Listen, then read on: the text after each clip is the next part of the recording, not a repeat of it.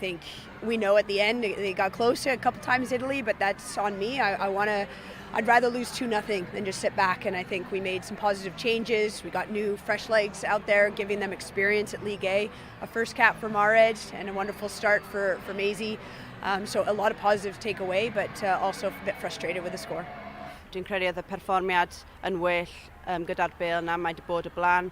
O'n i'n edrych yn tymau bach mwy siarp na y gymau yn erbyn Iwerddon fyd. Felly, ni'n cymryd sydd gymaint o gymau fel hyn achos dyma'r gymau ni mewn chwarae yn erbyn Italy fan hyn sydd nath nhw frig y grŵp just tu ôl Sbaen yn y gêm diwethaf. So, ni'n cymryd sydd gymaint a ni'n edrych ymlaen at y gêm nesaf. To be honest, I just tried to focus on the game and I didn't want to get too carried away, but obviously I'm immensely proud to reach 100 caps. It's an amazing feeling, and I think when I'm travelling back tonight I'll be able to think about it and let it sink in a little bit more. So really proud to have played today, and obviously despite narrowly losing, I think the team performed really well, and really proud of everyone. Mae Hayley yn chwaraewyr a person arbennig, a dwi'n credu I cael 100 capiau I gwlad.